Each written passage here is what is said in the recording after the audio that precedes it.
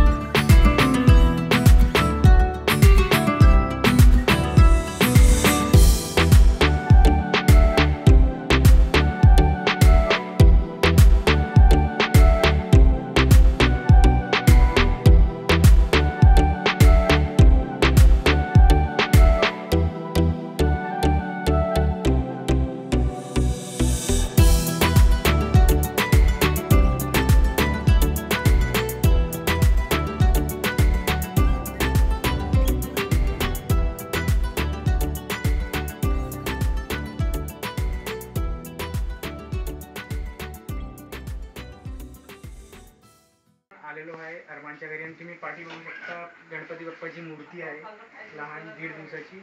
आणि हा आपला मित्र अरमान. हे आमचं बॅकग्राऊंड आहे आणि ते घेतलं आम्ही येलो कलरचे, कारण बाप्पाचं फेवरेट कलर येलो आहे. आणि आम्ही रेड पण घेतलं. कशाला? बाप्पाचं सेकंड फेवरेट कलर रेड आहे. सो हे जो थीम आहे ना, तो बाप्पाचा फेवरेट कलरचा थीम आहे. आणि आमच्या घरात पण सगळे लोक, माझे कुटुंब तुम्ही बघू शकता, माझा लहान भाऊ, माझी आजी, सगळं येलो कलर वाटलं आहे. ओके. आणि तुम्ही बघू शकता पाठी मनी प्लांट टाईप आहे, एकदम नॅचरल वाईट. लाइटिंग्स आहे आणि मकर बघू शकता ॲट सन टाईप आहे, म्हणजे ते सन टाईप आहे. खूप छान आहे. तो सिंहासन आम्ही बनवलं आहे. आता दिसत नाही कारण माला आहे. आणि बाप्पाची मूर्ती खूप छोटी आणि खूप सुंदर आहे. छोटी मूर्ती, इको फ्रेंडली. आणि अनेक बाप्पा आहे, इको फ्रेंडली मूर्ती आहे. हे इको फ्रेंडली बाप्पा आहे जो माझा लहान भाऊने बनवला आहे मातीतून. आणि चॅनलला सबस्क्राईब पण करा भावा. तुम्ही सबस्क्राईब नाही करते खाली. आणि मित्रांनो ऐका, अरमानचं पण एक चॅनल आहे, त्याच्यावरती पण व्हिडिओ येणार. माझा चॅनल आहे अरमान अनफिल्टर्ड, त्यामध्ये पण व्हिडिओ येणार. तो आता लहान चॅनल आहे कारण जास्त नाही, 3-4 हफ्ते झाले आहे. 3-4 हफ्ते. सो हे आमचं थीम आहे. आपली मूर्ती आहे.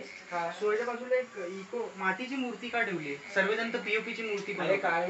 हे दोन मूर्ती आहे ना, तो शाडू मातीची आहे. अच्छा. कारण तुम्ही बाप्पाला येतो, घरीच येतो तुम्ही, आणि जास्त दिवस तुम्ही रखलं बाप्पाला, राजा बनवण्यासाठी रखतो. बरोबर. पण विसर्जनचा दिवस तुम्ही विसर्जन केलं आणि त्याचे परत दिवस तुम्ही बघतो की बाप्पाचा मूर्ती इथे तिकडे पडला आहे, तुम्ही पाय टाकते त्यामध्ये कारण काय त्याचं?